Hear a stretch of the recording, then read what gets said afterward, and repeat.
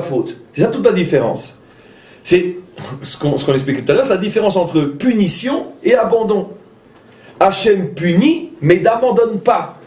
Et même s'il punit très sévèrement, il n'abandonne pas. À partir du moment où il a fait le choix de se lier à ce monde, ou plus particulièrement il a fait le choix de se lier à Israël, même si Israël se recouvre de saleté et d'excréments, on le nettoie, ce qui signifie on le punit, dans un langage très terre-à-terre et honteux pour des gens comme nous, mais c'est pour aller plus vite, on le punit, mais malgré tout on ne l'abandonne pas. C'est ce qu'on expliquait hier, que cette conclusion hâtive, que si tu vois un homme qui souffre, bon, ben c'est certainement qu'il a des choses à se reprocher. Ou si tu vois un peuple qui souffre, c'est certainement qu'il a des choses à se reprocher. Ou si tu vois un peuple comme le nôtre, apparemment abandonné depuis des millénaires, c'est bien la preuve qu'il y a une nouvelle alliance. Toutes ces conclusions hâtives, il n'y a rien à rajouter, etc. On sait ce que ça veut dire. Maintenant, le péléé, c'est que, d'une manière providentielle, ce que je viens d'expliquer, ou plutôt de préciser, c'est exactement marqué dans la paracha de cette semaine, Parashat Berukotai. Parashat Berukotai, qui est l'une des deux parachiotes, des malédictions et des punitions terribles et horribles qui s'abattront sur nous si nous abandonnons Hachem, si nous transgressons sa Torah. Des versets inimaginables comme « Vous serez assiégés au point que vous mangerez la chair de vos fils et de vos filles », choses qui se sont malheureusement passées dans notre histoire, pas seulement chez nous mais partout, mais chez nous aussi on le sait. Il y a malheureusement des témoignages clairs en ce qui concerne le siège du deuxième temple, et malheureusement des témoignages aussi dans les ghettos. Quoi qu'il en soit, ces malédictions se sont appliquées sur nous, et des choses terribles. Vous verrez vos enfants voler devant vos yeux, etc., etc.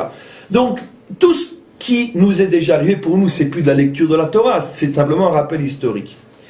Et donc, apparemment, quand on voit un peuple qui est dans une situation aussi abominable, c'est très difficile, malgré tout, de dire il est encore le peuple élu.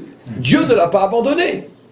Qu'est-ce que nous dit notre paracha après l'énoncé de toutes les catastrophes qui vont s'abattre sur nous? On lit ensemble, fin de notre paracha, Passouk 44, verset 44, chapitre 26, 26 comme par hasard, le nom divin. Ve'av gamzot beyotam be'eretz oivehem. Mais sachez que même lorsque je vous aurai envoyé et dispersé au milieu, mot à mot, dans les terres, dans les pays de vos ennemis, l'homme astim, vous ne me dégoûterez jamais.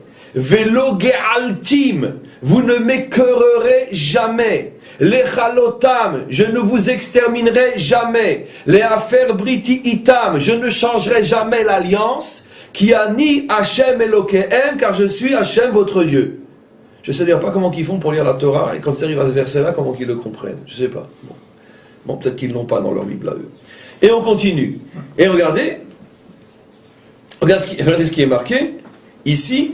Vezacharti lahem brit rishonim, mot à mot, je me souviendrai de la première alliance. Il n'y en a qu'une. Pourquoi ici on précise Rishonim? Pour tous ceux qui pourraient croire qu'après 2000 ans de souffrance, il y a forcément une autre alliance. Mais regardez, il est malin le maître du monde. Il avait déjà tout prévu. Pour ceux qui pourront croire qu'après tellement de souffrance, c'est évident que Dieu vous a abandonné. Reconnaissez le nôtre et ça sera la fin de vos souffrances. Le maître du monde avait déjà tout prévu. Et il leur répond, Vezacharti lahem, à mes juifs, à moi, à mes youpins, je me souviendrai, Brit Rishonim, de la première alliance que j'ai conclue avec eux, Asher otseti otam meretz Mitzrayim, quand ils sont sortis d'Égypte. Pour ceux qui pourraient dire, oui, la première alliance, c'est peut-être celle qui a été faite à l'époque du deuxième temple. Non, celle que j'ai faite avec eux lorsqu'ils sont sortis d'Égypte. Deux versets qui font s'écrouler 2000 ans de mensonges. Deux versets dans la Torah qui écroulent 2 milliards de croyants. Je ne sais pas comment ils font quand ils arrivent à ce passage-là. Je ne sais pas comment ils font. Je ne sais pas.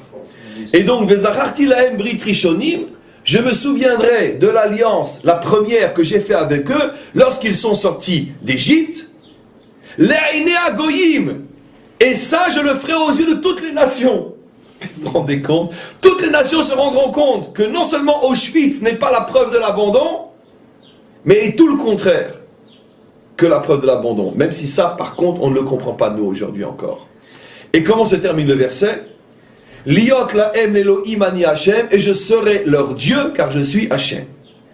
Ce qui veut dire que, après toute cette paracha, où Hashem nous dit qu'il ne nous loupera pas, et on paiera jusqu'au dernier cheveu de faute tout le mal qu'on a fait, ça n'empêche pas que ça se termine par ce verset extraordinaire, mais pour ceux qui croient que j'ai abandonné mon peuple, ils se trompent. Il ne m'écœurera jamais. Et pourquoi on emploie des mots forts comme dégoûté, écœuré? Mais avec ce rachis sur le nourrisson, on comprend très bien. Vous avez déjà vu une maman qui change la couche de son bébé, même 10 fois par jour, et qui est des fois les mains dedans, qui est écœurée, dégoûtée? Ça n'existe pas une maman juive comme ça, ou une maman tout court. Non. C'est exactement ça. Je vous punis, je vous nettoie, mais je ne serai jamais dégoûté de vous, parce que vous êtes mes enfants, et une maman n'est jamais dégoûtée par ses enfants.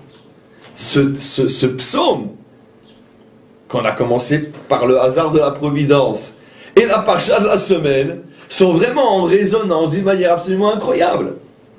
Maintenant, ça va beaucoup plus loin que ça.